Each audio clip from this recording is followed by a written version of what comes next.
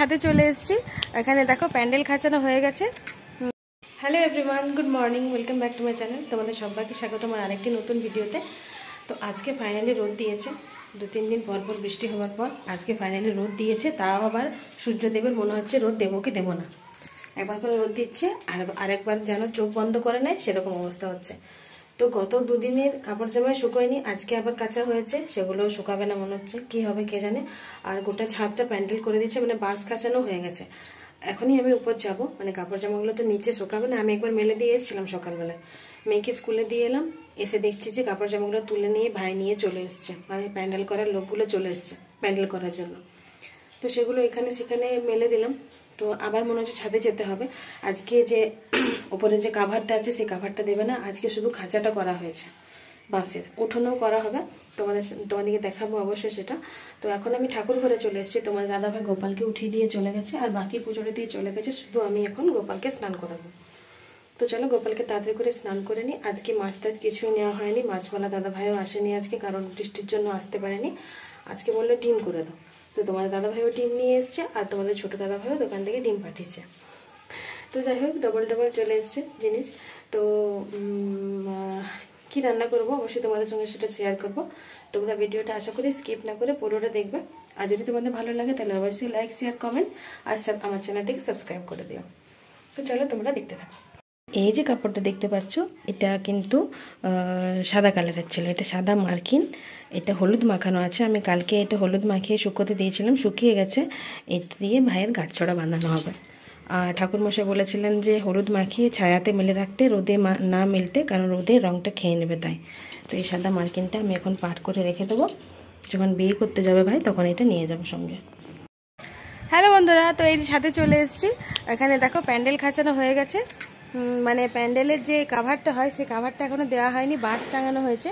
তো প্যান্ডেলের বাঁশ এখন হয়েছে আমার কাপড় মেলার জায়গা। এই যে দেখো সমস্ত কাপড় জামাগুলো মেলে দিয়েছি, নিচে তো মেলার জায়গা নেই, নিচেও প্যান্ডেল হচ্ছে, চলো তোমাদের একবার দেখায়।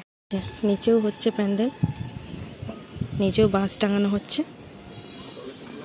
বাঁশ রাখা আছে সব। তো চলো রান্না বান্না এখনো কোনোই হয়নি। আর ওই যে দুষ্টু চলে এসছে ওপরে, এখন বাজে 12টা পেরিয়ে গেছে, এখনো পর্যন্ত আমার রান্নার নেই কিছু। ভাত চাপিয়ে দিয়েছি, ভাত ফুটিয়ে বন্ধ করা আছে। আর আজকে অবশ্য রান্নার বিশেষ কিছু চাপ নেই, শুধু 2টি মাত্র তরকারি হবে। তো ভাবলাম যে আগে কাপড় জামাগুলো আগে মেলে নিই, এগুলোর আগে গতি না করলে হবে না। কালকের 2 দিনের কিছু কাপড় জামা যেগুলো শুকোয়নি সেগুলো মেললাম, আর এগুলো যেগুলো এই বাঁশটা যেটা আছে সেই বাঁশটাতে আজকে যেগুলো কাঁচা আছে সেগুলো মেলা আছে, পুরো ছাদ জুড়ে কাপড় জামা মেলা আছে। তো চলো তবে, মেঘের তো কোনো ভরসা নেই, এক্ষুনি হয়তো দৌড়ে আসতে হবে ওপরে, চটপট রান্নাটা সেরে নিই। আর তোমাদের দাদাভাইয়ের দোকান থেকে খাবার নিতে এসছে, ও আজকে খাবার নিয়ে যায়নি, তো দোকানের ছেলেটা খাবার নিতে এসছে। চলো খাবারটা ওকে দিয়ে দিই, খাবার রেডি করা হয়ে গেছে। তো এই যে দেখো বন্ধুরা, আমাদের উঠোনের এইরকম অবস্থা, চারদিকে প্যান্ডেল খাঁচিয়ে দিয়েছে, এখনও যে চান্দোয়াটা হয় মাথার সেটা এখনও পর্যন্ত টাঙানো হয়নি। আর এই যে আমার মেয়ে দেখো আমার চুড়িগুলো পরে বসে আছে, এগুলো আমি বিয়ে বাড়িতে পরে গেছিলাম, যে বার করানো ছিল, বিয়ে বাড়িতে পরে গেছিলাম বার করানো ছিল, সেগুলোও পরে নিয়েছে, বদমাইশ। তো বন্ধুরা আজকে যেহেতু এরা 2 ভাইয়েই ডিম নিয়ে এসছে, তো ভাই বললো যে বাঁধাকপি ভাজা, মানে আমি তো বলেইছি তোমাদের আজকে লাউ দিয়ে ডাল বানাবো আর করলা সেদ্ধ বানাবো আর ডিমের কারি বানাবো বলেইছি। তো কালকের অর্ধেকটা বাঁধাকপি কেনা ছিল, মানে একটা কোটা, তো সেটা অর্ধেকটা ভাবছিলাম ভাজা করবো। তো সেটাই ভাইকে বললাম, ভাই জিজ্ঞেস করছিল আজকে কী কী রান্না করছো, তো ওকে বললাম আর এই যে দেখো আমার মেয়ে বসে আছে। তো তাই ভাই বললো যে বাঁধাকপি ভাজা যদি করছো তাহলে ডিম দিয়ে করো। তো ডিম দিয়ে আমি কোনোদিনও করিনি, তো আজকে ফার্স্ট করছি, তো তাই আমি এখানে ডিমটা ভুজিয়ে বানাচ্ছি।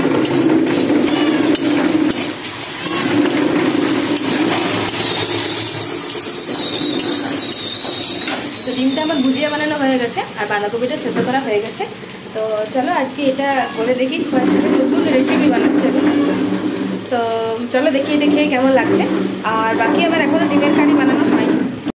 তো আজকে যেহেতু 2 ভাইয়ে ডিম নিয়ে এসছে, তো আজকে খাবার মেনুতে আরেকটা জিনিস অ্যাড হলো, যে কালকের একটা বাঁধাকপি নেওয়া ছিল ওটা, তো আজকে ভাবলাম যে ওই যেগুলো রান্না করছি তার সঙ্গে বাঁধাকপি ভাজা অ্যাড করবো। তো তাই আমি বাঁধাকপি অর্ধেকটা কেটে রেখেছি, মানে সেদ্ধ করা হয়ে গেছে।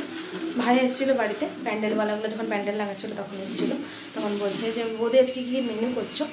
আমি বললাম লাউ দিয়ে ডাল বানিয়েছি, ডিমের কারি করব, আর করলা সেদ্ধ করব আলু দিয়ে, আর এগুলোই বাস।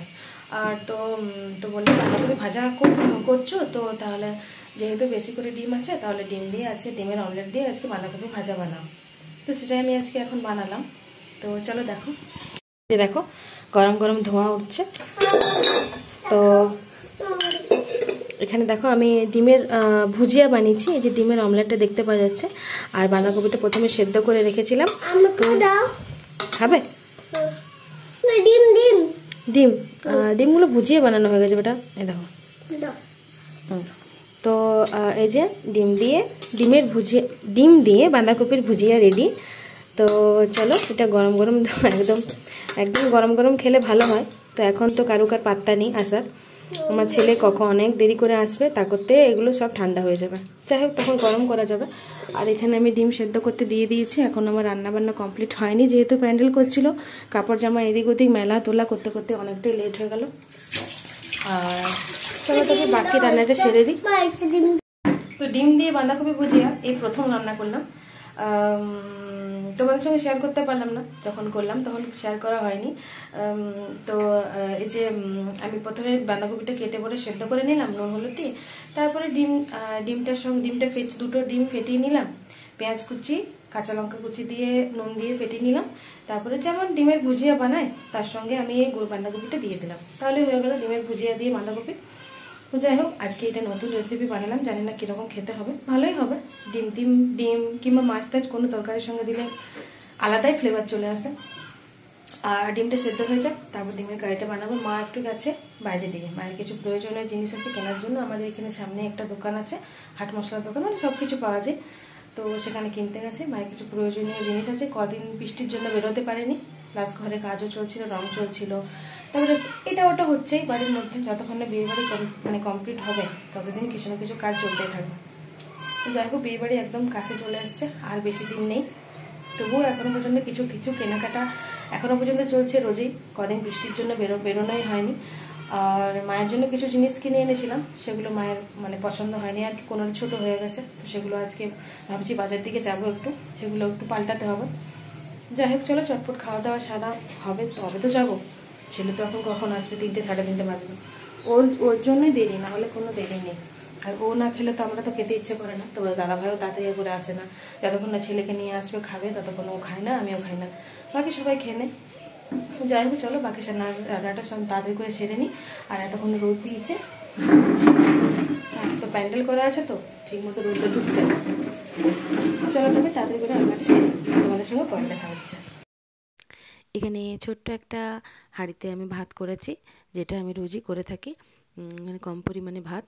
আর এখানে আছে করলা আলু ভাতে, মানে সেদ্ধ আর কি, এটা কাঁচা লঙ্কা কাঁচা তেল দিয়ে চটকে নিয়েছি। আর এখানে আছে লাউ দিয়ে ডাল, মুগের ডাল, যেটা আমাদের পরিবারের সবাই খেতে ভালোবাসে। আমার ছেলে প্রথম পছন্দ করতো না লাউটাও খেতে, এখন ওকে খাইয়ে দিলে খায়। আর এখানে যে কাঁচকলাগুলো আমি সেদ্ধ করে ভেজে দিয়েছি মায়ের জন্য এটা, আর ডিমের কারি করেছি লাল লাল আর ঝাল ঝাল। আর এখানে যেটা তোমাদের বললাম, যেটা হচ্ছে বাঁধাকপি দিয়ে ডিমের অমলেট ভুজিয়া। তো এখন বাজে বন্ধুরা রাত্রি 11টা, কলোনির সবাই শুয়ে পড়েছে। তোমার দাদাভাই দোকান থেকে এলো, বেসন নিয়ে এসছে, আর পালং শাক কেনা আছে দুপুরে, গরম গরম পকোড়া করো। তো পকোড়া করার মতো বেগুনও নেই, আর কুমড়ো ছিল, কুমড়োটা কাটলাম না, কালকে তরকারি করব। তো ভাবলাম পালং শাকের পকোড়া বানাই চলো। তো একটুখানি নিচে, বাকি সবাইকে খাওয়া হয়ে গেছে, বাড়ির ছেলে মেয়ে তারপরে ভাইয়ের মায়ের সবাইকে খাওয়া হয়ে গেছে, শুধু তোমাদের দাদা ভাই আর আমি বাকি আছি। তো ওরই একটু পকোড়া খাওয়ার বেশি মানে শখ আর কি, আমার বেশি ভালো লাগে না অত খেতে। তো তার জন্য আমি এই যে অল্প পরিমাণে পালং শাক আর বেসন মেখে নিয়েছি। আর যা কিছু তরকারি থাক ওর গরম গরম, তারপর শীতের দিন হোক চাই গ্রীষ্মকালের দিন হোক, রাত্রিবেলার ওর একটু তেলে ভাজা চাই। অন্যদিন যখন করি না, কি যে তরকারি করেছো কিছু খেতে পাচ্ছি না, একটু গরম গরম যদি বেগুনি হতো কি পকোড়া হতো খুব ভালো হতো। তো যাই হোক এখন বেসন এনেছে, এখন নিজের থেকে করে দেওয়াই ভালো, হ্যাঁ, না হলে এখন বলবে খেতে খেতে আমাকে উঠতে হবে। তাই আমি এখন পকোড়াগুলো ছেঁকে নিই চলো। আর তোমাদেরকে সারাদিনের ভিডিও শেয়ার করলাম বন্ধুরা, কেমন লাগলো অবশ্যই জানিও, পারলে একটা লাইক শেয়ার, আমার চ্যানেলটিকে সাবস্ক্রাইব করে দিও। আর চলো তবে তেল আমার গরম হয়ে গেছে, ওই যে ধোঁয়া উঠছে, চলো তবে পকোড়াগুলো ছেটে দিই আর তোমার দাদাভাইকে খেতে দিয়ে দিই।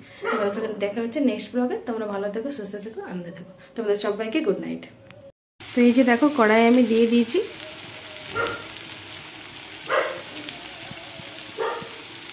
বেশিগুলো হয়নি, কয়েকটাই হয়েছে, তোমার দাদাভাইয়ের হলেই হবে। আর যদি থাকে তো বাঁচে তো তাহলে আমি 1-2 খাবো, যদিও সবগুলো খাবে না, আমাকে দেবে। ছেলে মেয়ে দুজনেই জেগে আছে, ওরা যদি খায় তো খাবে। তো চলো তবে তোমাদের সবাইকে গুড নাইট।